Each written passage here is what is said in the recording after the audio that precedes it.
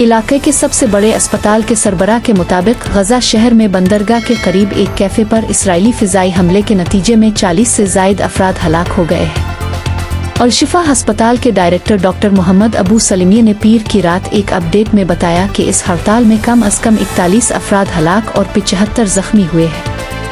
जोग्राफियाई महल वकू पर बनाई गई वीडियोज़ में जाए वकुआ से गाढ़ा धुआं उठता दिखाई दे रहा है और साथ ही कैफे और आसपास के इलाके को बड़े पैमाने पर नुकसान पहुंचा है।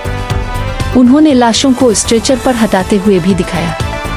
मीडिया को इस्राएली डिफेंस फोर्सेस की तरफ से मतला किया गया कि ये वाक़या ज़ेरे जायज़ा है। हड़ताल से पहले फ़िज़ाई निगरानी के जरिए शहरियों को नुकसान पहुंचाने के खतरे को कम करने के लिए इक़दामात किए गए थे। तलबा, सहाफ़ी और दूर दराज के कारकुनान सभी अलबका कैफ़े में अक्सर आते थे क्योंकि इसने बुहेरा रोम के करीब इंटरनेट और काम की जगह फराहम की थी। हलाक होने वालों में एक 17 साला समा अबू नामूस भी शामिल है जो कि कैफ़े में पढ़ने के लिए गई थी। इसके अहल खाना ने बताया कि गजा में तकरीबन 2 साल से स्कूल मुअत्तल है, लेकिन वो सानवी सतह के इम्तिहानात की मुमकिना वापसी की तैयारी कर रही थी। वो अपने हाई स्कूल के इम्तिहान के लिए पढ़ रही थी और उसके बाद घर जा रही थी। हमें अचानक पता चला कि वो मारी गई है। बच्चे रोज मर रहे हैं। हम किस चीज़ पर मुज़ाकरात कर रहे हैं?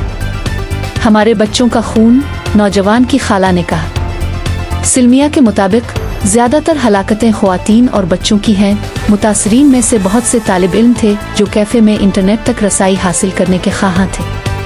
कैफ़े के जनरल मैनेजर आहियल ने कहा, फ़िज़ाई हमले में 11 मुलाजमीन हलाक और अमले के 5 दीगर अफराद जख्मी हुए।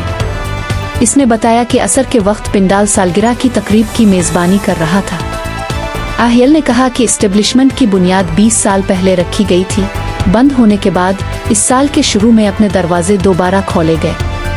उन्होंने कहा कि हम कारोबार में वापस जाना चाहते थे ताकि गजा के रिहायशियों को रास्ता फराहम किया जा सके और उन लोगों के लिए जो तालीम के ख्वाहां हैं और जिनके पास बिजली और इंटरनेट नहीं है। उन्होंने कहा। सिल्मिया ने यह भी कहा कि अस्पताल में ICU बेड्स और जख्मियों के इलाज के लिए बेहोशी की अद्वियात की कमी है। पीर की रात कुछ लोगों के जख्मों से मरने के बाद मरने वालों की तादाद में इजाफा हुआ।